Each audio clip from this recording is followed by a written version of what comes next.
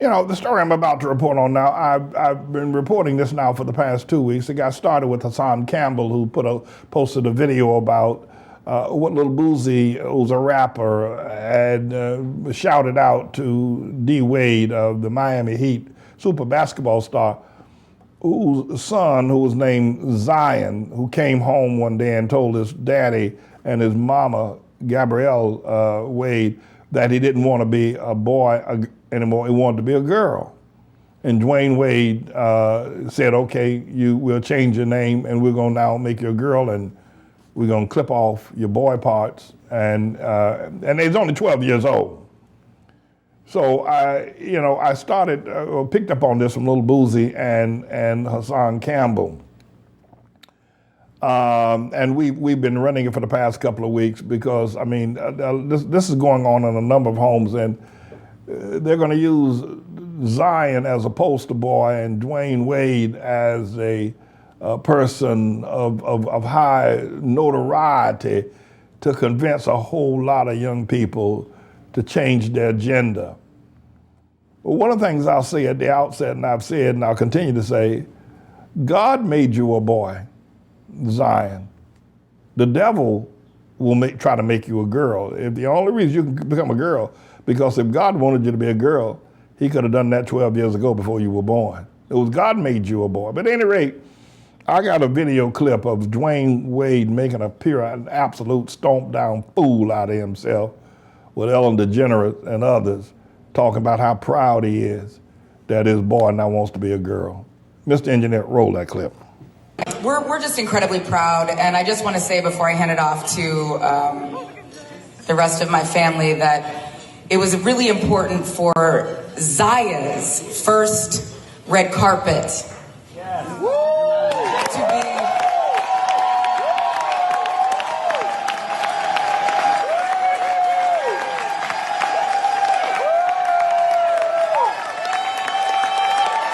Listen to these fools. Listen to these people cheering this nonsense. Listen to this. Look at this. Listen to this foolishness. And what kind of outfit is that Dwyane Wade got on? What is that? Just celebrating Black excellence in her community. Real allies actually show up. That's his mama. It goes beyond tweets and retweets and a check here and there. You actually need to show up, and you got to be on the front lines. You got to show what actual leadership actually looks like. And you got to know when to shut the hell up and pass the microphone like I'm about to do right now. So I'm going to read because, when our 8-year-old daughter, Zaya Wade, came home and said she had something to tell us, when she came out to us as a family, we admit that we weren't educated on the LGBTQ plus community as we should have been. So we immediately picked up the phone and reached out to our good friends, Jason and Adair. They helped us navigate the right language to use, the questions to ask, and what to listen for. They also reminded us to make sure Zaya knew her community and felt the love and support inside and outside of her home. For working closely with Zaya to design her room in our homes to make sure that her most authentic self was represented and that her bedroom felt like her sanctuary. Now that may seem small, but them taking the time to make sure Zaya felt seen and heard as she created her own space for us was key.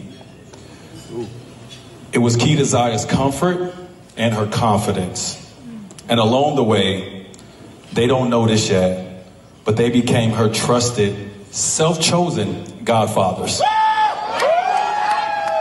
Yeah, y'all just found it out. We know how much money y'all make.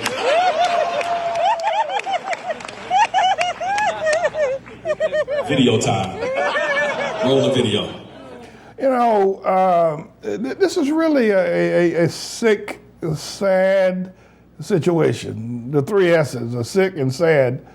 that Dwyane Wade would be doing that. And even if he's crazy enough to think that somehow or another that his son should become a girl, he doesn't have to publicize it. You know, the boy may change his mind 5 years from now and decide that he wants to be a boy again.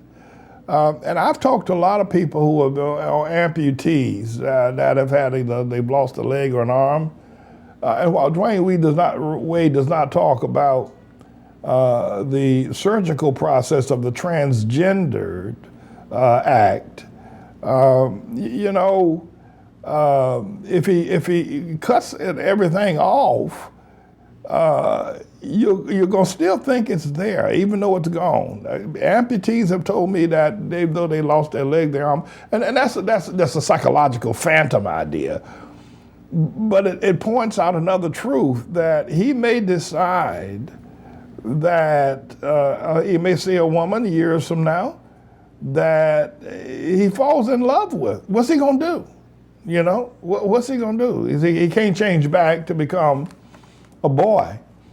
But I think the thing of this is that we give too much credit to these athletes, these movie stars, and many times politicians.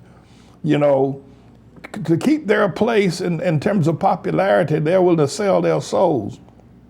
And because they are so exalted because they have a gift to play basketball, we think they also have a gift to know what's right. They don't.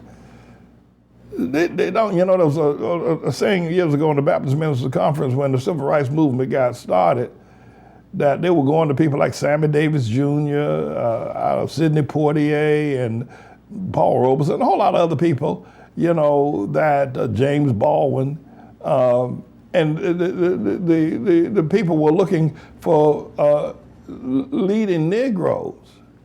And James Baldwin and Sidney Poitier and Sammy Davis Jr. and all that, they may have been leading Negroes, but they were not Negro leaders.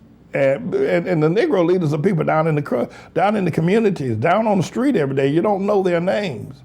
This is a real sad day because a whole lot of boys are going to now switch gears to, I was watching Kobe Bryant. I know y'all like him, and his daughter Gianna and everything. But all them women basketball players, they act more like men than men themselves. I just look at all this crazy stuff that's going on. I'm not against women. I'm not against Wilma Rudolph. She want to be the fastest woman. I'm not against that boy down there in Jamaica named Bolt. Fastest man alive.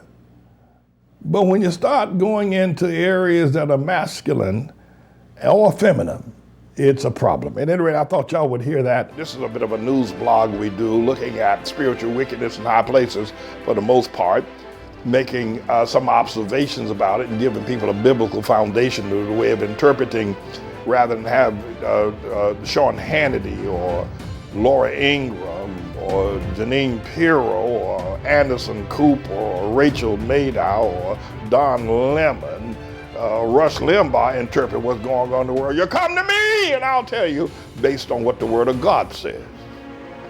They'll just give you their worldly, sinful view.